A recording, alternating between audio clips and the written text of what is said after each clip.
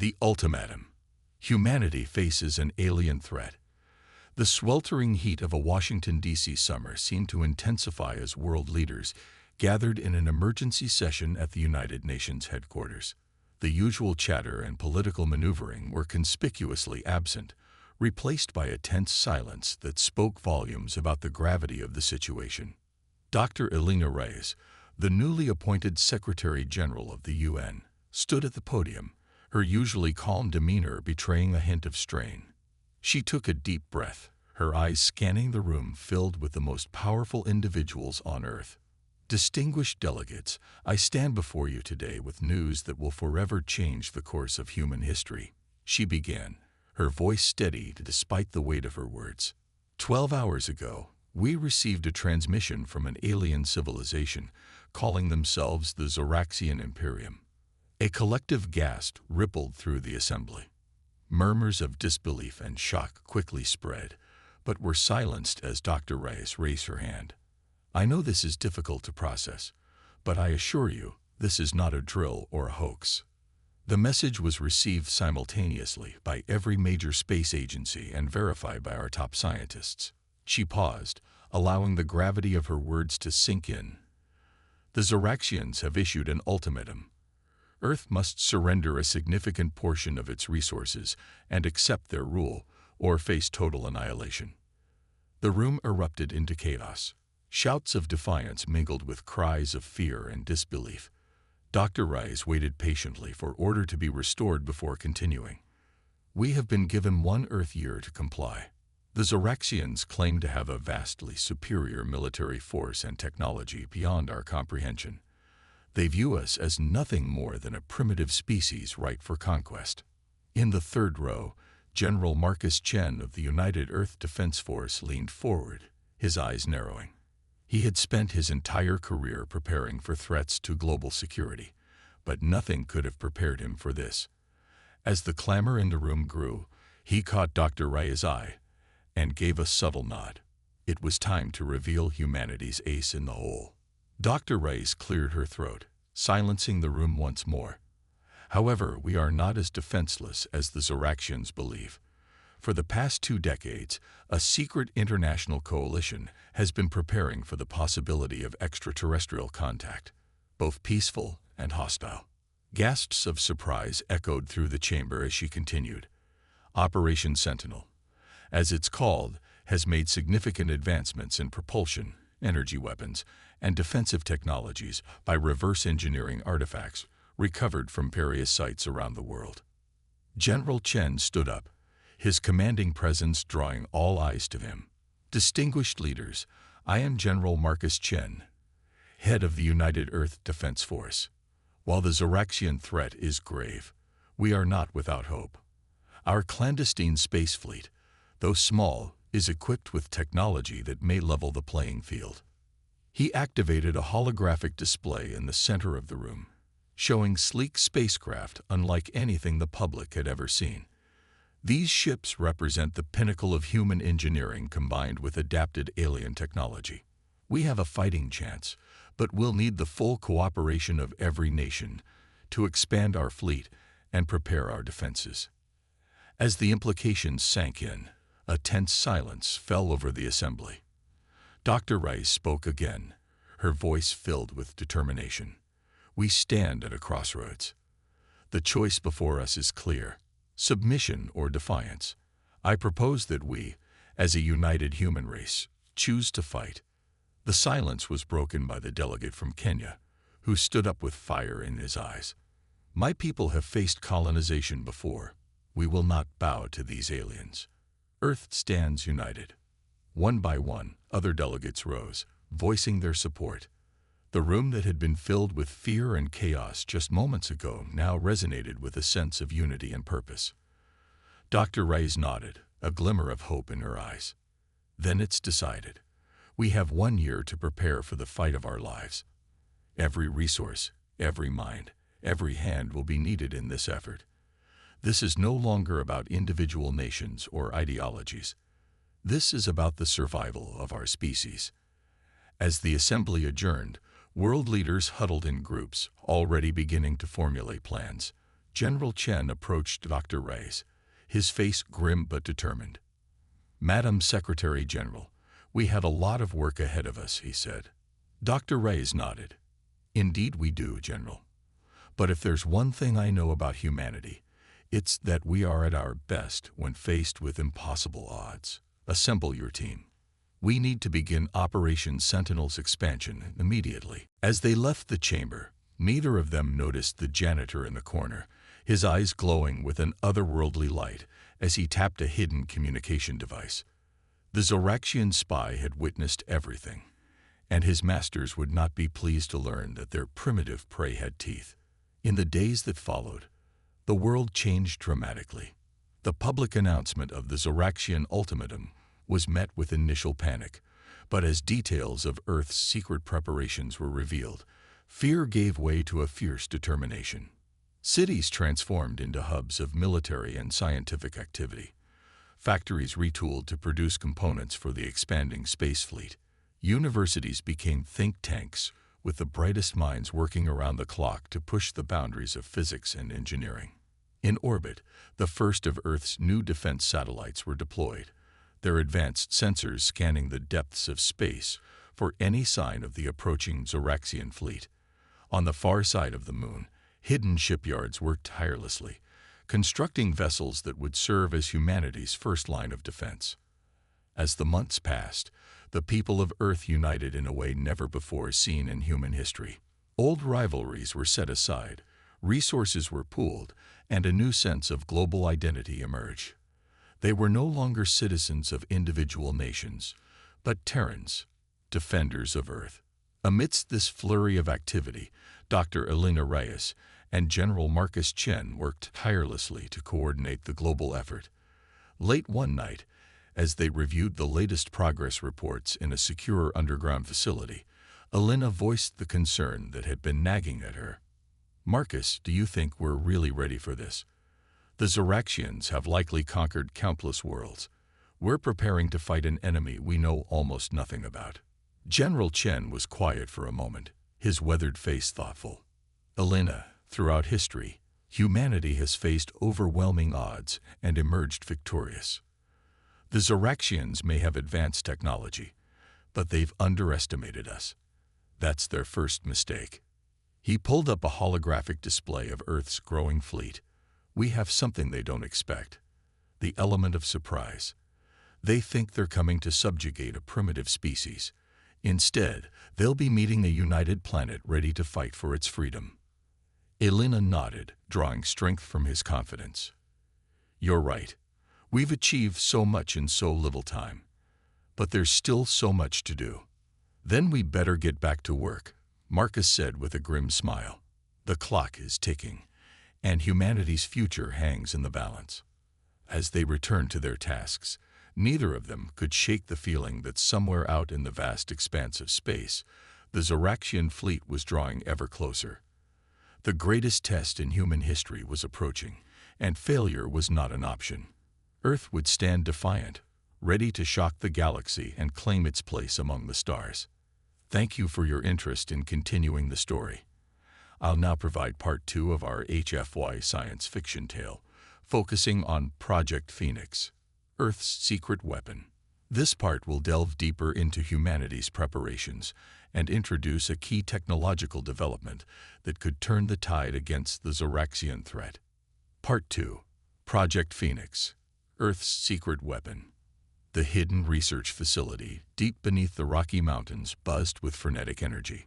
6 months had passed since the Zoraxian ultimatum, and humanity's brightest minds were working against the clock to give Earth a fighting chance.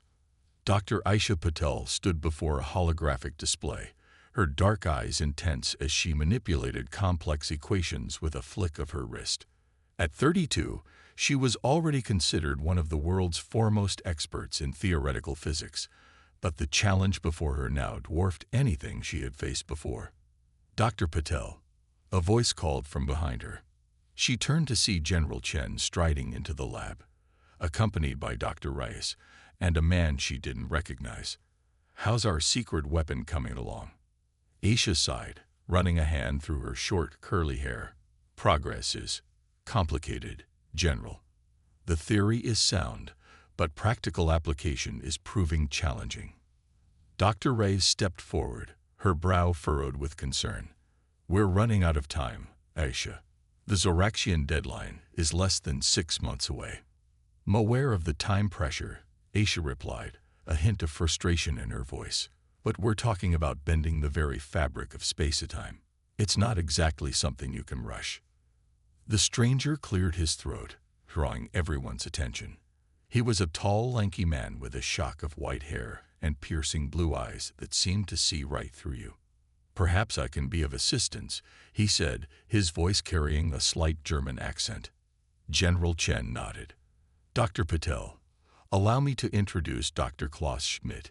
He's been working on a parallel project in Europe, and we believe his research might be the key to unlocking Project Phoenix. Aisha's eyes widened in recognition. Dr. Schmidt, the quantum entanglement pioneer. Your work on instantaneous communication across vast distances is legendary. Schmidt smiled modestly. You're too kind, Dr. Patel. But it's your work on manipulating subspace fields that truly pushes the boundaries of physics. I believe that by combining our research, we might just give humanity the edge it needs. Over the next few hours, Aisha and Klaus delved deep into the intricacies of their respective theories. The rest of the research team gathered around, watching in awe as two of the greatest scientific minds of their generation worked in perfect sync. As the day wore on, their excitement grew. Equations that had stumped them for months suddenly fell into place. Theoretical models that had seemed impossible began to show promise. This is it, Aisha exclaimed, her eyes shining with excitement. By using quantum entanglement to stabilize the subspace field, we can create a bubble of altered spacetime around our ships. Klaus nodded enthusiastically. And not just that. We can use it to our tactical advantage. Imagine being able to slow down time within the bubble while maintaining normal time outside. Our pilots could have minutes to react while only seconds pass for the enemy. General Chen leaned forward, his military mind already grasping the implications. You're talking about a massive tactical advantage. Our ships could outmaneuver anything the Zoraxians throw at us. Dr. Reyes, however, looked concerned. This sounds promising, but can we implement it in time? We have less than 6 months before the Zoraxian deadline. Aisha and Klaus exchanged glances. It won't be easy, Aisha admitted. We'll need to reconfigure the drive systems on all our ships, create new training protocols for our pilots. And the energy requirements will be enormous, Klaus added. We'll need to develop new power sources capable of sustaining the field. General Chen's face was grim but determined. Whatever you need, you'll have it. Every resource, every mind, every second we can spare. This is our best shot at leveling the playing field. As the group dispersed to begin implementing their breakthrough, Aisha felt a mix of excitement and trepidation. They were on the verge of something that could change the course of the coming war, but the challenge ahead was daunting. Over the next few months, Project Phoenix consumed every waking moment for Aisha, Klaus, and their team. Sleep became a luxury as they raced against time to turn theory into reality. The first prototype tests were disastrous. Drone ships equipped with the space-time manipulation field either ripped themselves apart or vanished into unknown dimensions. But with each failure came new insights, new refinements to the technology. Finally, 3 weeks before the Zoraxian deadline, they were ready for a manned test. The chosen pilot was Captain Zara Okoye, a decorated veteran of Earth's fledgling space force with nerves of steel and reflexes to match. As Zara's sleek fighter craft hovered above the secret testing ground in the Australian outback, tension in the control room was palpable. Aisha and Klaus exchanged nervous glances as they initiated the startup sequence for the Phoenix drive. Phoenix 1. This is Control. General Chen's voice was steady over the comm. You are clear to activate the drive on my understood Control, Zara's calm voice replied. I was born ready for this. Activating Phoenix drive in 3, 2, 1. Mark. For a heart-stopping moment, Nothing seemed to happen. Then, a shimmering field enveloped Zora's ship, distorting the air around it like a heat haze. "Control, this is Phoenix 1.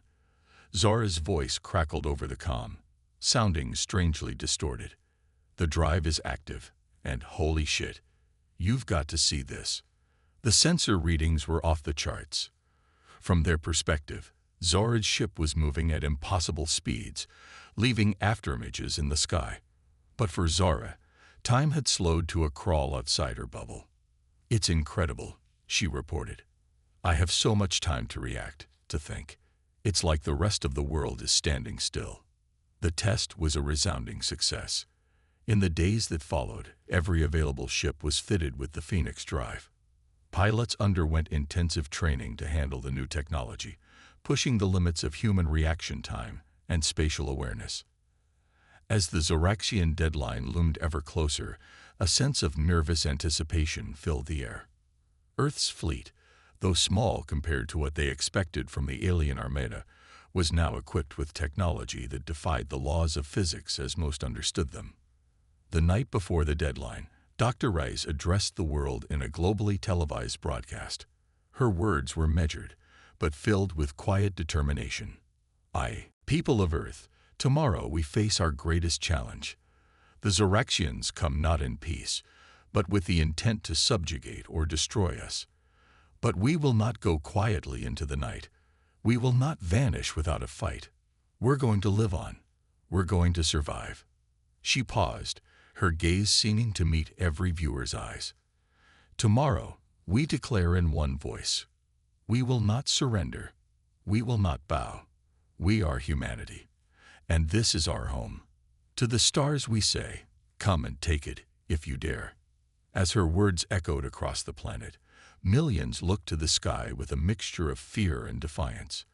In orbit, Earth's fleet stood ready, the Phoenix drive humming with potential in every ship. Humanity had done all it could to prepare. Now they could only wait for the coming storm, ready to fight for their very existence. The next day would determine the fate of Earth and humanity's place in the galaxy. The greatest battle in human history was about to begin. Certainly, I'll now continue with part 3 of our HFY science fiction story, focusing on First Contact, First Blood. The battle begins. This part will detail the initial confrontation between humanity and the Zoraxian forces. Part 3, First Contact, First Blood. The battle begins. The tension in Earth's Orbital Defense Command Center was palpable as the clock ticked down to the Zoraxian deadline. Admiral Jae-hoon Park, commander of Earth's United Space Fleet, stood before a massive holographic display of the solar system, his weathered face illuminated by the soft blue glow. "Status report," he barked, eyes never leaving the display. Lieutenant Commander Fatima Al-Rashid's fingers danced across her console. "All systems nominal. Admiral, the Phoenix drive is online and stable across the fleet. Long-range sensors are at maximum sensitivity, but still no sign of the Zoraxian armada." Admiral Park nodded, his expression grim. "They'll be here. Stay alert." As if on cue, alarms blared throughout the command center. Red warning icons blossomed across the holographic display. Multiple FTL signatures detected. Fatima called out, her voice tight with tension. They're everywhere, sir. It's not just a fleet. It's an armada." The hologram zoomed out, revealing hundreds, then thousands of alien ships popping into existence at the edges of the solar system. They varied in size from small fighters to massive dreadnoughts that dwarfed anything in Earth's arsenal. Admiral Park's jaw tightened, but his voice remained steady. "So be it. All ships, battle stations, initiate Operation Firewall." Across Earth's fleet, pilots and crew scrambled to their positions. Captain Zara Okoye, now commander of the Rapid Response Squadron Phoenix Wing, felt a surge of adrenaline as she strapped into her fighter. "Phoenix Wing, form up on me," she ordered, her voice calm despite the gravity of the situation. "Remember your training. Trust in the Phoenix drive. We are humanity's first line of defense." As Earth's ships moved into defensive formations, a transmission cut through all communication channels. A holographic figure materialized in command centers and cockpits alike. A tall insectoid being with iridescent exoskeleton and multifaceted eyes. Beings of Earth, the alien's voice resonated with an otherworldly timbre. I am Supreme Commander Zixthera of the Zoraxian Imperium. Your time has expired. Surrender now, and we may yet be merciful. Resist, and you will be eradicated. Admiral Park stepped forward, his holographic avatar facing the alien commander. Supreme Commander Zixthera, I am Admiral Jae-hoon Park of the United Earth Defense Force. We have considered your offer of surrender, and we have a response. He paused, a hint of a smile playing at his lips. Humanity respectfully declines. This is our home, and we will defend it to our last breath. Zixthera's mandibles clicked in what might have been amusement or annoyance. So be it. Your primitive species will make an amusing footnote in the annals of our conquests. The transmission cut off abruptly. For a moment, there was silence. Then the void of space lit up with the fire of 1,000 suns as the Zoraxian fleet opened fire. All ships, evasive maneuvers. Admiral Park commanded. Activate Phoenix drives and engage at will. For Earth. The battle erupted in a dazzling display of destructive force.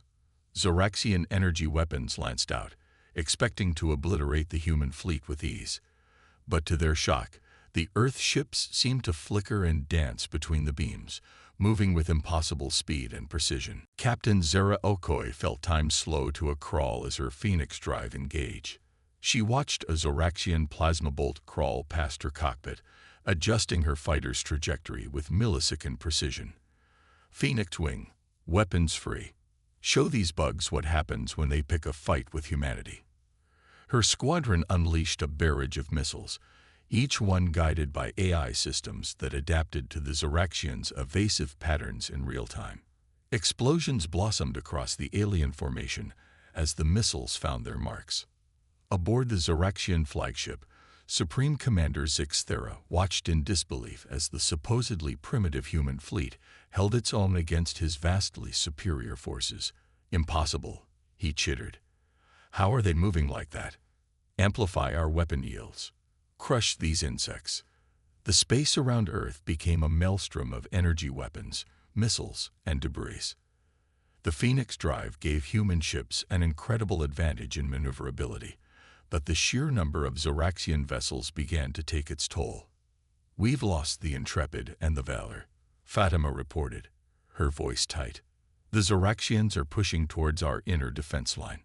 Admiral Park's mind raced through tactical possibilities. We need to thin their numbers. Initiate Operation Trojan Horse. Across the battlefield, seemingly disabled human ships suddenly sprang to life. These were specially designed drone ships, packed with experimental weaponry. They accelerated on suicide runs into the heart of the Zoraxian fleet, detonating in massive electromagnetic pulses that disabled scores of alien vessels. The tide of battle began to shift. The Zoraxians, caught off guard by humanity's level of technology and sheer tenacity, found themselves on the defensive for the first time in centuries. Captain Okoid's voice crackled over the command channel. Admiral, we've detected a weakness in the Zoraxian flagship's shielding. Request permission to lead an attack run. Permission granted, Captain, Admiral Park replied. Give them hell. Zera's squadron streaked towards the massive Zoraxian command ship, weaving through a storm of defensive fire. With split-second timing made possible by the Phoenix drive, they launched a synchronized missile strike at the flagship's vulnerable points. The resulting explosion was visible from Earth's surface, a new star briefly igniting in the sky. The Zoraxian flagship, pride of their armada, began to list, secondary explosions rippling along its hull. In the chaos that followed, the alien fleet's coordination began to falter. Supreme Commander Zixthera, his own ship crippled, watched in fury as his invincible armada was fought to a standstill by a species he had dismissed as primitive. All ships, Fall back and regroup, he ordered, mandibles clicking in agitation. We underestimated these humans. We must reassess our strategy. As the Zoraxian fleet retreated to the outer solar system, a cheer went up across the human ships and in command centers around the world. They had bloodied the nose of a galactic superpower, proving that humanity was not to be trifled with. But Admiral Park and the other leaders knew this was just the beginning. The Zoraxians would be back, and next time they wouldn't underestimate Earth's defenses. Well done, all of you. Admiral Park addressed the fleet. But don't celebrate just yet. This was just the first battle in what will likely be a long war. We've surprised them once. We won't have that advantage again. As the adrenaline of battle faded, the enormity of what had just occurred began to sink in. Humanity had faced its first extraterrestrial threat and emerged victorious, but at a great cost. The void around Earth was littered with the debris of both human and alien ships, a somber reminder of the lives lost. Dr. Elena Reyes, watching the aftermath from the UN headquarters, felt a mix of pride and trepidation. "We've won the battle," she murmured, "but the war for our place in the galaxy has only just begun." As Earth's fleet regrouped and began search and rescue operations, all eyes turned to the stars, wondering when and where the next attack would come. Humanity had proven its worth on the galactic stage, but the greatest challenges still lay ahead. The age of Earth's isolation was over. The era of interstellar conflict had begun. Certainly, I'll now continue with Part 4 of our HFY science fiction story, titled Turning the Tide. Human Ingenuity Unleashed. This part will focus on humanity's efforts to push back against the Zoraxian threat and showcase human adaptability and creativity. Part 4. Turning the Tide. Human Ingenuity Unleashed. 3 months had passed since the initial Zoraxian assault, and Earth was a planet transformed. The brief respite following humanity's surprising victory had been filled with frantic activity as the world prepared for the inevitable counterattack. In a repurposed aircraft hangar in Bangalore, Dr. Aisha Patel stood before a gathering of the world's top scientists and military strategists. The dark circles under her eyes spoke of countless sleepless nights, but there was a fire in her gaze that no amount of exhaustion could extinguish. "Ladies and gentlemen," she began, her voice carrying across the cavernous space, "the Zoraxians will return, and when they do, they'll be prepared for the Phoenix Drive. We need a new ace up our sleeve." With a gesture, she brought up a holographic display of what appeared to be a standard missile. "I present to you Project Chimera. On the surface, it looks like one of our conventional warheads. But inside, the hologram expanded, revealing a complex network of nanomachines and adaptive AI systems. Is a swarm of self-replicating, adaptive nanobots. Once deployed, they can infiltrate Zoraxian systems, rewriting code and repurposing their technology against them." A murmur of excitement rippled through the crowd. General Chen, who had been listening intently, stepped forward. "Dr. Patel, are you saying we can turn the aliens' own weapons against them?" Aisha nodded, a grim smile on her face. "That's exactly what I'm saying, General. But it gets better. The nanobots are equipped with quantum entanglement communicators. Once they're in the Zoraxian systems, we'll have real-time intelligence on their fleet movements, weapon capabilities, everything." As the implications sank in, the hangar erupted in a flurry of questions and excited discussions. Dr. Reyes, who had been silently observing, raised her hand for quiet. "This is impressive work, Dr. Patel," she said, her expression a mix of hope and concern. "But I have to ask, what are the ethical implications of this technology? Are we not risking becoming the very thing we're fighting against?" A hush fell over the room as all eyes turned to Aisha. She took a deep breath before responding. "It's a valid concern, Dr. Reyes. We've programmed strict ethical guidelines into the Chimera Eye. It won't target life support systems or cause unnecessary harm. Our goal is to disable and deter, not to annihilate." Before further discussion could unfold, alarms blared throughout the facility. Admiral Park's voice came over the intercom. tense but controlled.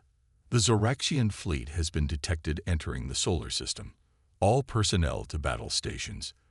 This is not a drill. As the assembly scrambled into action, Dr. Rice caught Aisha's arm. I hope you're ready to test your creation, Dr. Pottle. The fate of humanity may well rest on it. Aisha nodded, her jaw set with determination. It'll work. It has to. In orbit, Earth's fleet took up defensive positions. The ships had been retrofitted with new armor and weapon systems, lessons learned from the previous battle. But the real game-changer was hidden within their missile bays, the Chimera warheads. Admiral Park stood on the bridge of the flagship, defiant, his eyes fixed on the tactical display. The Zoraxian fleet was larger this time, their formations tighter. They had learned from their previous defeat. They're not underestimating us this time. Captain Zora Okoi's voice came over the comm. Her squadron of fighters flanked the Defiant, ready for action. Good, Admiral Park replied, a hint of steel in his voice. That means they're afraid. All ships, prepare to engage. Operation Hydra is a go. The space between the fleets lit up with weapons fire. This time, the Zoraxians were ready for the Phoenix Drive's capabilities. Their attacks were more coordinated, their targeting algorithms adapted to predict the humans' enhanced maneuvers. For a heart-stopping moment, it seemed as though humanity's advantage had been neutralized. Several Earth ships fell to the initial barrage, their loss felt keenly by all who watched. But Admiral Park remained calm. Now, he ordered, launch the Chimera missiles. Across the human fleet, missile bays opened. Hundreds of warheads streaked towards the Zoraxian armada. The aliens' point defense systems sprang into action, detonating many of the missiles before they could reach their targets. But it didn't matter. The explosions released clouds of nanobots that spread through space, latching onto Zoraxian hulls and infiltrating their systems.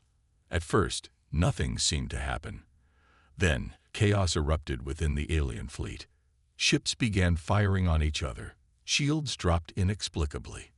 Communication channels filled with static and false orders. The massive dreadnoughts, pride of the Zoraxian fleet, found themselves unable to fire their main weapons. In the Defiant's command center, holographic displays lit up with streams of data pouring in from the Chimera nanobots. It's working, Fatima exclaimed, her fingers flying over her console. We're getting real-time intel on their entire fleet. Admiral Park allowed himself a small smile. Transmit targeting data to all ships. Let's press our advantage. The battle that followed was unlike anything seen before in Earth's history. Human ships, guided by intimate knowledge of their opponent's weaknesses, struck with surgical precision. Zoraxian vessels found themselves outmaneuvered and outgunned by a force they had once considered primitive. On the Zoraxian flagship, Supreme Commander Zix Thera chittered in fury and disbelief. What sorcery is this? He demanded, watching helplessly as his fleet fell into disarray. How are these humans doing this? As the tide of battle turned decisively in Earth's favor, Zix Thera was faced with a choice he had never anticipated: retreat or annihilation. All ships, he finally ordered, his voice heavy with the bitter taste of defeat, disengage and retreat beyond the system's edge. We must regroup and reassess. As the Zoraxian fleet fled, leaving behind a trail of crippled and destroyed ships, a cheer went up across the human forces. They had not just survived. They had triumphed. Back on Earth, in the bustling command center, Dr. Rice turned to Aisha, awe in her eyes. You did it, Dr. Pottle. You may have just saved humanity. Aisha shook her head, a tired but satisfied smile on her face. We did it. All of us. This victory belongs to every human who refused to give up in the face of impossible odds. As celebrations erupted around the world, the leaders of Earth's defense forces gathered to assess the situation. The Zoraxians had been driven back, but everyone knew this was far from over. We've bloodied their nose twice now, General Chen said, his face grim despite the victory. They won't underestimate us again. And we've shown our hand with the Chimera technology. Admiral Park nodded in agreement. We've won the battle, but the war is far from over. The Zoraxians will be back, and they'll have countermeasures. Dr. Rice looked around the room, taking in the faces of those who had led humanity to this unprecedented victory. Then we'll be ready, she said, her voice filled with quiet determination. We've proven that humanity can stand against the greatest threats the galaxy can throw at us. Whatever comes next, we'll face it together.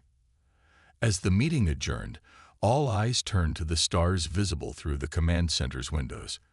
The universe had become a much larger, more dangerous place, but humanity had risen to the challenge, showcasing ingenuity, courage, and unity in the face of existential threat. The Zoraxians would return, of that there was no doubt, but Earth would be waiting, its people united, its technology advancing, ready to fight for their place among the stars. The age of human isolation was over. The era of galactic citizenship had begun. A new dawn, humanity's place in the stars. The Grand Assembly Hall of the United Nations buzzed with an energy unlike anything in its history. Representatives from every nation on Earth gathered, their faces a mix of determination and wonder. On the massive screen dominating the front of the hall, a live feed showed the unthinkable. A Zoraxian delegation approaching Earth under a flag of truce. Dr. Elena Rice stood at the podium, her posture straight, her eyes sharp. Beside her stood Admiral Jae-hoon Park, General Marcus Chen, Dr. Aisha Patel, and Captain Zora Okoye, the faces of Earth's unexpected victory against a galactic superpower. My fellow citizens of Earth, Dr. Rice began, her voice carrying across the silent hall and to billions watching worldwide. Today marks a new chapter in human history. In the face of overwhelming odds, we stood united. We fought not just for our survival, but for our right to exist as free beings in this vast universe. The hall erupted in applause, quickly quieting as she continued. The Zoraxian Empire, which sought to subjugate us, now approaches in peace. But make no mistake, this is not surrender, neither theirs nor ours. This is the beginning of a dialogue, one in which humanity will stand as equals. On cue, the doors to the assembly hall opened. A hush fell over the crowd as the Zoraxian delegation entered. Leading them was a figure the world had come to know all too well, Supreme Commander Zixthera. His chitinous exoskeleton bore scars from recent battles, and his multifaceted eyes scanned the room warily. As the Zoraxians took their place at the designated table, Dr. Rice addressed them directly. Supreme Commander Zixthera, you came to our world seeking to conquer. You return now seeking peace. We are listening. Zixthera's mandibles clicked as he activated a translation device. People of Earth, his alien voice resonated through the hall. We came to your world believing you to be primitive, unworthy of consideration in the greater galactic community. We were wrong. A murmur rippled through the assembly at this admission. Your species has demonstrated resourcefulness, adaptability, and a fierce determination that we, gravely underestimated. The Zoraxian Empire has conquered 1,000 worlds, but never have we encountered a species like humanity. He paused, his alien features unreadable to human eyes. We propose a ceasefire and the beginning of diplomatic relations between our civilizations. The hall erupted in a mixture of cheers, skeptical murmurs, and heated discussions. Dr. Rice raised a hand for silence. We appreciate your proposal, Supreme Commander, she replied, her tone measured. However, humanity's introduction to the galactic community began with an unprovoked threat of extinction. You must understand our hesitation to trust. General Chen stepped forward, his voice firm. Any ceasefire agreement must include the following non-negotiable terms. First, the immediate recognition of Earth and all human colonies as sovereign territory, free from any claim by the Zoraxian Empire. Second, reparations for the damage and loss of life caused by your invasion. And third, the sharing of advanced technologies, particularly in the fields of medicine and sustainable energy. Zixthera's antennae twitched, a sign of agitation, or perhaps grudging respect. Your terms are bold for a species so new to the galactic stage, but not unreasonable. We are prepared to negotiate in good faith. As the diplomatic talks began in earnest, Dr. Aisha Patel slipped away to a secure communication room. On the screen, the faces of scientists from around the world looked back at her expectantly.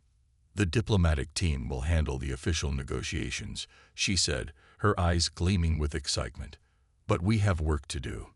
The Zoraxian technology we've glimpsed is just the beginning. There's a whole universe of scientific knowledge out there, waiting for us to discover it. One of the scientists, a young astrophysicist from Nigeria, leaned forward. Dr. Patel, do you really think they'll share their advanced tech with us? Aisha smiled, a hint of mischief in her expression. Whether they want to or not, we've already gotten a head start thanks to Project Chemra. Our job now is to understand and improve upon what we've learned. Humanity's next great revolution will be scientific, and we're going to lead the charge. Meanwhile, in a secure briefing room, Captain Zara Okoye addressed a group of Earth's top pilots. The Zoraxians may be here peacefully now, but make no mistake, the galaxy is a dangerous place. Our job is to be ready for whatever comes next. She brought up a holographic display of sleek new spacecraft designs. Thanks to the technology we've acquired, we're about to take a quantum leap forward in space exploration and defense. You've proven yourselves the best pilots on Earth. Now, I'm offering you the chance to become the first true guardians of humanity among the stars. The excitement in the room was palpable as the pilots realized the historic opportunity before them. Back in the main assembly hall, the negotiations continued into the night. As dawn broke over New York, Dr. Rice and Zixthera stood side by side before the world's press. Today, we announce the dawn of a new era, Dr. Rice began. The Earth-Zoraxian Accords have been signed, marking the official end of hostilities and the beginning of a new chapter of peaceful cooperation. Zixthera spoke next, his alien voice tinged with what might have been respect. The Zoraxian Empire recognizes Earth and its colonies as a sovereign power. We extend an invitation to humanity to join the Galactic Council, where your voice will be heard among the oldest civilizations in the galaxy. As the announcement was met with cheers and celebration around the world, Dr. Rice felt a tug on her sleeve. A young aide whispered urgently in her ear. Her eyes widened as she listened. Then she quickly excused herself from the podium. In a private room, she found Admiral Park waiting, his face grave. Madam Secretary General, we've just received a transmission from deep space. It's not from the Zoraxians. He activated a holographic display, showing a message in an alien script that pulsed and shifted, defying easy translation. What does it say? Dr. Rice asked, a mixture of curiosity and apprehension in her voice. Admiral Park's expression was unreadable. As near as we can tell, it's a warning, or perhaps an invitation. The translation isn't perfect, but it seems to say, the true test approaches. Prepare yourselves, young ones. The fate of the galaxy hangs in the balance. Dr. Rice stared at the shifting alien script, a shiver running down her spine. Humanity had survived its first contact with an alien civilization, had fought and earned its place among the stars. But it was clear that their journey was far from over.